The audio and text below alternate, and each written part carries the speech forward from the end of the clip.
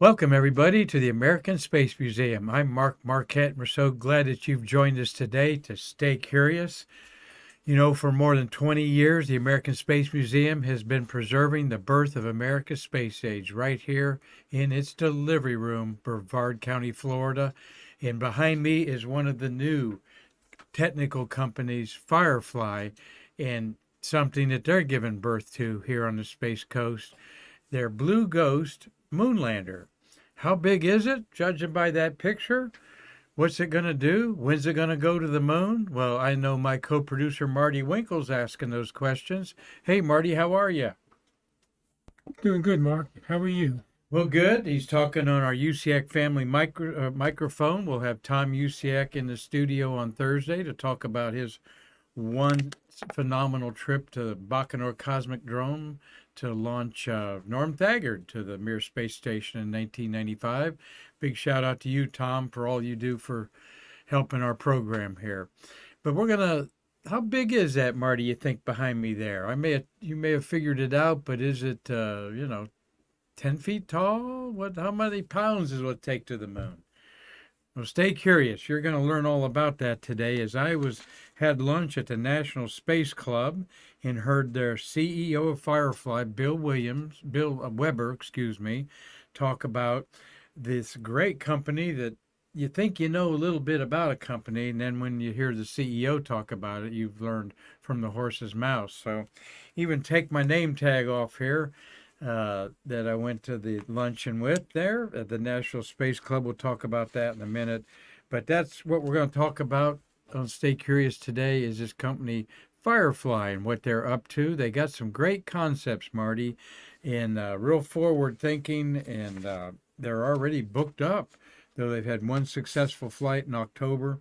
We'll tell you all about that, but first we want to give a big shout out to our sponsors, particularly gohistorytravel.org. Hope you're checking out the blogs on there that Rama and his wife Mal are putting together, from presidential history to space geek stuff on this gohistorytravel.org. And when we get on the other side of our Shuttle Fest this weekend, we'll be showing you some of the places that they have on Go History Travel.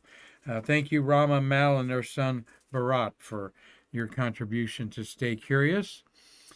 And we've got, where can you get a launch view like that, Marty, where you can see a beautiful launch right here from the Space Coast? Well, that's the launch viewing room on the 5th floor of the Hyatt Place Hotel on US 1, and right at the 405 route that goes into Kennedy Space Center. Our friends there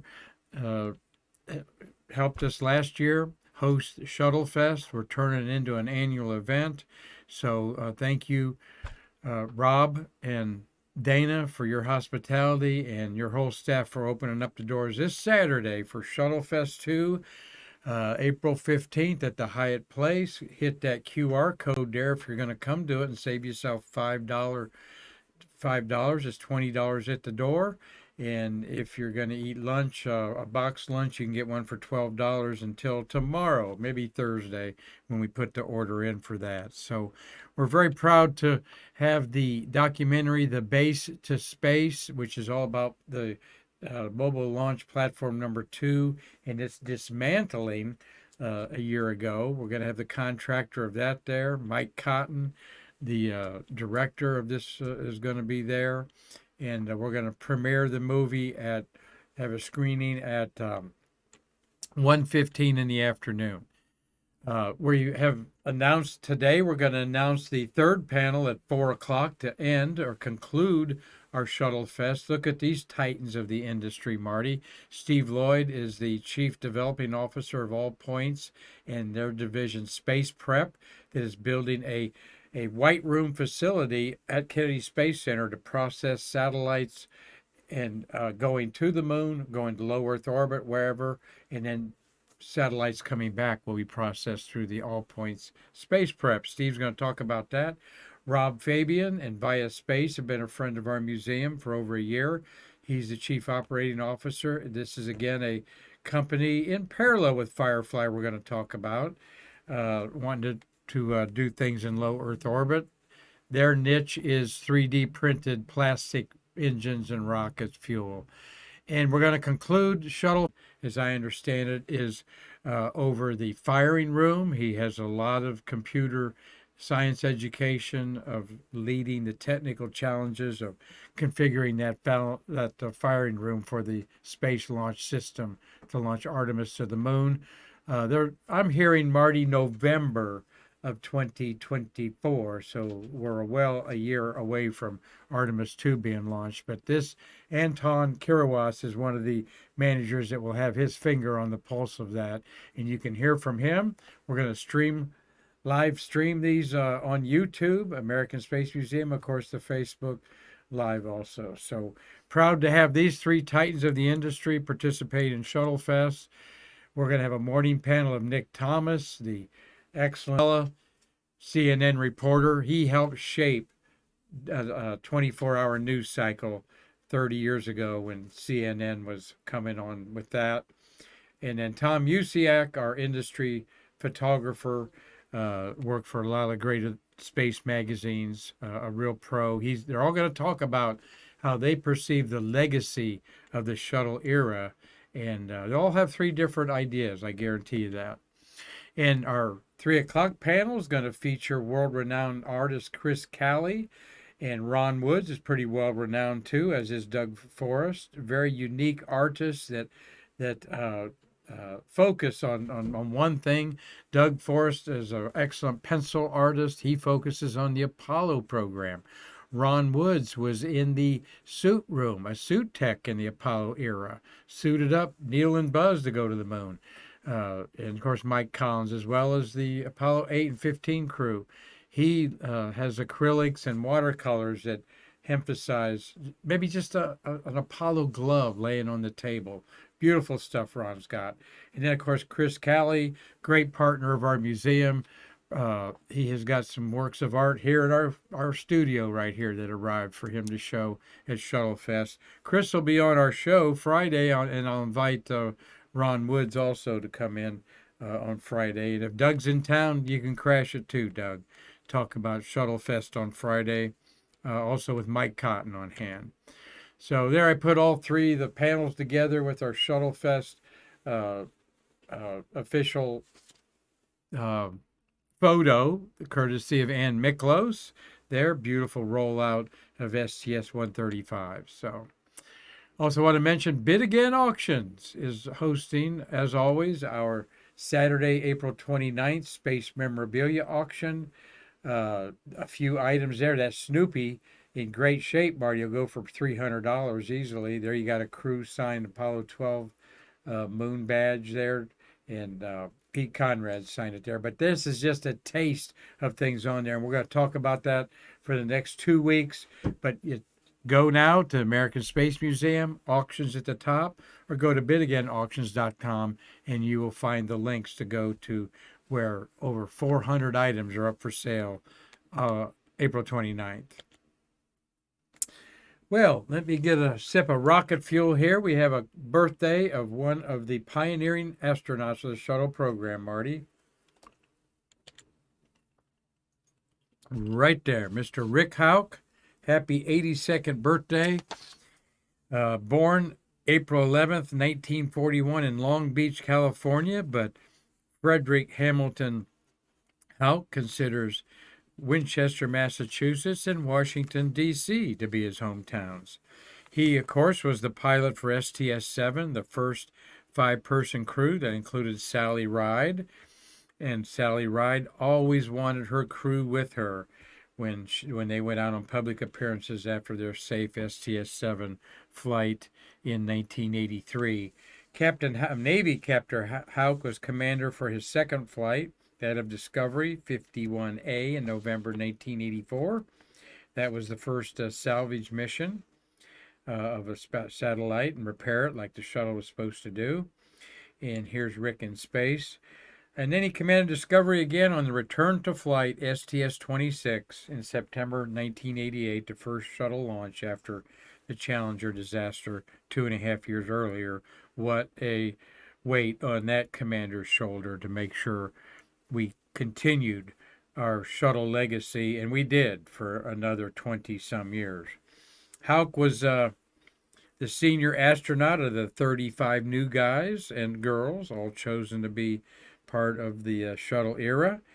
Um, he graduated from Tufts University in physics and got a Master of Science in Nuclear Engineering from the Master. Hauk, 82 years old today on April 11th, and we wish him well. And Marty, we would love to have our astronaut wrangler Nick Thomas wrangle him in out there for sure. We have Rick's handprints at the Space Museum in bronze, and there's a picture of him holding up the flight manifest or something to do with STS-26 there. And so this is what we're all about. Spaceview Park, just 3 blocks from our museum, has over 30 astronaut handprints in bronze. The only place you can put your hands on Gene Cernan and Jack Lausma. We have Neil and Buzz here in the museum, and they're out there twice in the Gemini and Apollo galleries. So, but that is what our museum is all about, is celebrating the space workers that put these gentlemen and women to space up there. Well, Marty, very interested to have a luncheon today. Of course, everybody's been to these type of lunches, whatever kind of event you're at. Today, for me, was the National Space Club Florida Committee. It is indeed an honor and a privilege to represent the American Space Museum at such events, where here you see the typical spread at the hotel, where we're going to hear a nice talk from Bill Weber of Firefly. That table above my head there, Marty, that is Bill Hank leaning over to talk to Lee Solid and John Tribes right beside him. Just 3 of the just amazing human beings that rocket scientists that took us to the moon and back, and then put the shuttle up there. And so it's always an honor and privilege to be there. And then over half the people in that room didn't know, that Lee Solid was in charge of all the engines on the Apollo. But that's what's fun on the Saturn V. That's what I wanted to say there. That's what's fun about going to these, rubbing shoulders with some of the giants of the industry while the new companies are coming up.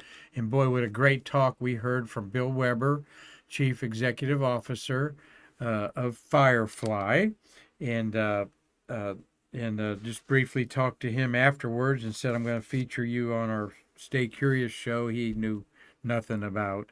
But they'll know something about Stay Curious after today, because I was mesmerized by how well together this company is built, how they are putting together different segments of their company to meet different needs of different space providers, from launching to providing satellite technology for data transmission to going to the moon with an unmanned lander. And you did a great job, Bill Weber, today of explaining all that to everybody. Firefly, one of those companies you've heard about. And when we think of an aerospace company, we think about the rockets and the rockets going to space. And yes, this company's got a unique type of rocket we'll talk about here. Let me talk to you about Bill Weber there first. I meant to back up there. Weber was previously president, CEO, and director of KeyW, K-E-Y capital W, Corporation, a leading provider of agile cyber operations and warfare. That's enough right there. That's all I need to know about Bill Weber. When you throw warfare in there, Marty, you know this man is an intelligent leader in the rocket community. Data analytics and geospatial satellite payloads and sensors for U.S. government intelligence and defense customers, as well as the commercial sector. And so he took KeyW to a heights where Jacobs Engineering Group bought them out. And Jacobs Engineering Group is one of the biggies out there at the Space Center. So kudos to you, Mr. Bill Weber. He's very experienced in taking this country. You're going to see just where they're going. So they got a rocket called Alpha. That's the Alpha rocket there, first and second stage. On their website, Marty, it says metal rockets are for suckers. Okay. uh, and that is one of their plans is they have fully utilized carbon fiber composites for the entire airframe of Alpha rocket, including state-of-the-art linerless cryogenic propellant tanks. Composite materials are ideally suited to launch vehicle structures due to their high strength, low density, and tailorable material properties. So they can lift heavier payloads, they claim, than similar metal rockets. They want to build these rockets. This is an artist rendition of where Firefly is going to build a complex out at Exploration Park. That's where OneWeb is right now. Maybe they're going to take over the OneWeb building. I know that might be up for sale, but they're going to build a big complex to build their rockets. Blue Origin, of course, is the dominating facility across from Kennedy Space Center and Exploration Park, where that is. That rocket, there's one of their real rockets there. It utilizes a well-established propulsion technology, and I'm going to read this for you rocket geeks out there. Both of their stages of the Alpha use common designs: copper, regen-cooled liquid oxygen, and RP1, the kerosene thrust chambers, a simple tap-off cycle. Now, that's a new word to me, the tap-off cycle, which drives single-shaft turbopumps, nozzle-mounted turbine exhaust manifolds, and hydraulic actuators. This tap-off cycle is actually harvesting some of the rocket plume back into the engine to do things. And I talked to Rocket Man Lee Solid about this after the luncheon, and Lee said we were doing some of that on the Saturn V rocket, particularly with hydraulic actuators and other things, and the turbo pumps. But Firefly took it to a new level. Innovations in their engines include their simple crossfire injector, their tap-off geometry, dual-mounted electrically actuated trimmable propellant main valves, and an ultra-compact horizontal turbopump mounting. The upper stage of their Alpha is called Lightning. It includes a turbo exhaust-cooled refractory metal high area ratio nozzle extension. And the first stage rever engines, okay, that's the upper stage engines called Lightning. Turbo exhaust cooled refractory metal in a high area ratio nozzle extension. The first stage, they call those engines rever, and you see they got 4 of them there. Simple single axis gimbaling, consistent with the overall Alpha vehicle design, cost and performance are traded and optimized with the components to best get payload performance to where their customers paying them to put it. So metal rockets are for suckers, apparently. Firefly Aerospace is based in Cedar Park outside Austin, Texas. Okay. And it has gotten some boosts from NASA to do some certain things. We'll talk about that here in a minute. But yes, based in Austin, Texas, looking at 500 employees. All right, they have 20 miles from their Cedar Park, Texas. 20 miles from there, out in the Texas desert on what they call the rocket ranches, where they test their engines and all that stuff. So they have an easy access. Bill Weber was emphasizing 20 minutes for those engineers to drive out to their test pads and put the new stuff in, and then come back out, maybe even redo it for another test that day. Very important, that quick turnaround. But one thing that impressed me that Bill Weber talked about of Firefly was the Space Utility Vehicle, SUV, not what you have in your yard or over there at your neighbor's yard, the suburban utility vehicle. This is the Space Utility Vehicle. A smart concept there, Firefly. Other companies are also involved in this. And if you want me to talk about your program, let me know. We'll be happy to do that. And we are going to be doing that with Via Space, of course, here, one of our partners.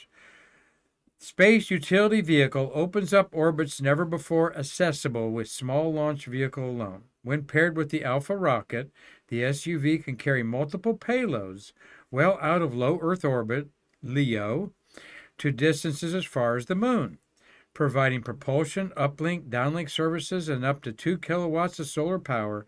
SUV is capable of satisfying a wide variety of mission architectures, lasting up to 5 years. Well, one thing that's going to be needed as we go back to the moon is a way to talk to the astronauts easily from the moon. And you're going, well, Mark, they just talk on the radio and the receiver picks it up here on Earth. Well, yeah, 250,000 miles away, the Earth turning. No, that doesn't work in the 21st century for the constant data they're going to need to retrieve. So we're going to have to put some satellites in cislunar orbits or whatever to, like we did the TDRS, tracking data relay stations that are the vital link between the International Space Station and Johnson Space Center and Marshall Space Center and everywhere else they're sending data back. The TDRS satellites are the genius of the shuttle era to interconnect the human beings in space quickly, so they didn't have to wait to pass over an antenna. Same concept when we go back to the moon, particularly at the bottom of the moon, the south part, and when we go back on the backside of the moon with uncrewed vehicles like Firefly wants to do, we need to have satellites that can not be blocked by the moon so we can communicate. This is the solution. Brilliant. These SUV low Earth orbit. There's so many different ways you can adapt these, and of course, a company like Firefly is going to be fluid to the needs of their paying customers. Which here's a little layout of the Firefly Aerospace utility vehicle. You got different payloads on there, and they want to be able. They're going to be using Marty Slick 20 out at the Space Force. They're taking over Pad 420, leasing it, and I forgot to look at what rockets have been launched off there. I think I know they were talking about also launched at Vandenberg on Pad 2 at Vandenberg, Slick 2, where the first Juno rocket was launched ever, the first rocket ever from Vandenberg. So Bill Weber says we're taking the history of Kennedy Space Center, the Cape Canaveral Space Force, and so forth to heart, as they know they stand on the giants of those rocket engineers 50 years ago. So Marty, quick return to space with their rocket, their Alpha rocket. So they think if you had a payload and you knew they were going to launch in 2 weeks, and they would say, well, a week out, anybody want to give us an extra $100,000 and stick your payload on this, we'll do it, or whatever the price is. I'm just throwing that number out there. So pretty good idea, huh, Marty? SUV in orbit, low Earth orbit, and so forth. Well, what Firefly's come up with that is our backdrop here, share with you all as I take that screen off there, is the Blue Ghost. We like the name of that, the Blue Ghost, okay? And shout out to Doug Forrest there, Cynthia Rossi, glad you're watching. Doug Stangy's up in Michigan. Gary Gerald's watching from Collins, Georgia. Emily Carney, hey there, Space Hipster #1. Emily, good to hear her staying curious with us from the Tampa area. Hope you're coming to Space Fest too, Emily. Let me know. Bill Whiting's watching. Bill, thank you for volunteering to help us on Shuttle Fest. Robert Law's watching, Dundee, Scotland. And, of course, we got Mark UCX in Pennsylvania. Carlton Bailey's out there at his, it's not really an animal farm, but he's a very good nature lover out there. And we love you, Carlton. And Christopher Mick in Wisconsin watching today. I pulled somebody's name up there. I'm bad about that, not bringing that to the desk here. Had another guy watching in Wisconsin today. Let's talk about Blue Ghost. Firefly's Blue Ghost lunar lander can deliver up to 340 pounds of payload to the lunar surface. So there you go. It's not very big. Looked to me like about 6 feet tall. I didn't take the measurements. But Firefly's first Blue Ghost mission already has payloads assigned to it and is going to be launched to the lunar surface sometime this year, Marty. 2024. Bill Weber didn't say exactly when. All right, as I bring up the Blue Ghost picture there again. They're taken to the lunar surface in 2024. 10 NASA-sponsored payloads as part of the Commercial Lunar Payload Services Initiative. And that acronym is CLPS, Commercial Lunar Payload Services Initiative, CLPS. Here's 5 of those payloads. Electrodynamic dust shield. We're going to need that because the dust is finer than sand, finer than talcum powder, I should say. It's going to get into everything. Lunar environment X-ray. Check that out. Lunar magnetolurgic sounder. A lunar receiver experiment. All right. And a stereo camera for lunar plume surface. All right. That's interesting. We actually think there might be outgassing from the moon in the form of plumes. Now, Bill said that this is going to land around Shackelford Crater. Their website talks about that they're going land at MarQ, the large basin that's the big oval in the upper right of the moon. And they're trying to get payload partners data about the moon's regolith, which is called the soil, geophysical characteristic, and interaction with the solar wind and Earth's magnetic field. Things that we need to know a little better than we did on the Apollo missions, the 6 science missions there, so that we can shield astronauts properly from harmful radiation. So here's the other payloads going to the moon here at the end of the year. The Lunar Planet Vac. Now that sounds interesting to me. Know nothing about these. Regolith adherence characterization. That's important. How does the lunar soil adhere to things? Okay. Radiation tolerant computer. I mean, that's important too. How much radiation can a human being stand on the surface of the moon? We know that airplane pilots that fly across the oceans particularly are exposed to more radiation, and they actually have so many doses of radiation levels they can have in a year. So Firefly's first ghost mission, we're looking forward to that. Bill Weber didn't give a date for the launch, but they can operate. Blue Ghost lunar lander will provide data, power, and thermal resources to enable payload operations through transits to the moon for an entire lunar day, about 14 Earth days, and well into the lunar freezing night. So depending how they configure these lunar Blue Ghost lunar lander with solar panels, batteries, so forth, it determines how long they're going to last on the surface. All right. They're obviously static, no wheels on them there, but and then they're going back to the moon in 2026. Once they do this mission in 2024, which really excites me, Firefly has a contract awarded by NASA as part of the CLPS, Commercial Lunar Payload Service Initiative, and they're going to deliver payloads to lunar orbit and the far side of the moon with their Blue Ghost spacecraft in a 2-stage configuration. And they say payload capacity still available. So if you want to hitch a ride to the moon with your payload, 340 pounds is all they can put on that lander.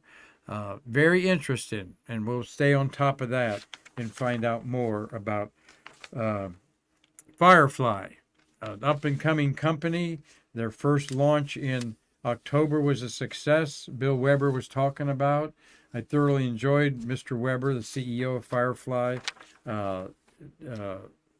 Very informative. He had to boil it down to about 20 minutes. And they're going places, and they're part of the new rocket renaissance out there at the Space Force, as they will be occupying Space Launch Complex 20 out there, Marty. So, well, everybody, hope you enjoyed this episode of Stay Curious. Marty, we have anything to clean up on our Streamlabs program here today? We had to reboot it. We're a couple minutes late, but we're not as uptight as we used to be about it, Marty, going into episode 792 today. Good job. Anything else? No, nothing to clean up. We're good. Okay, great, buddy. Well, I appreciate everybody taking their time to learn about Firefly today, and I hope the Firefly people watching this enjoy our Stay Curious program, and we would love to have you personally, any of your representatives on here to talk about your fabulous missions ahead. Just one of the many companies out there like Bias Space, our hometown rocket company, that's doing great things and in this rocket renaissance, employing hundreds of people. Some of the brightest people in our country are working for these missions now, and the future looks solid and good, I say, Marty. So tomorrow, stay curious. The one and only Mr. Terry White and his handlebar mustache will be here. We're going to talk about some of the 16 shuttles of the month of April and just kind of pick Terry's brain about a couple things like Enterprise coming to the Space Coast 44 years ago. That was the fit vehicle for the shuttle to check out different operations around the Space Coast. So we always enjoy Terry White, who is the manager of those shuttle garages called the Orbital Processing Facilities. So until tomorrow, I'm Marquette saying, I hope you can register and come to Space Fest. If not, we'll be here broadcasting it for you to bridge the space between us.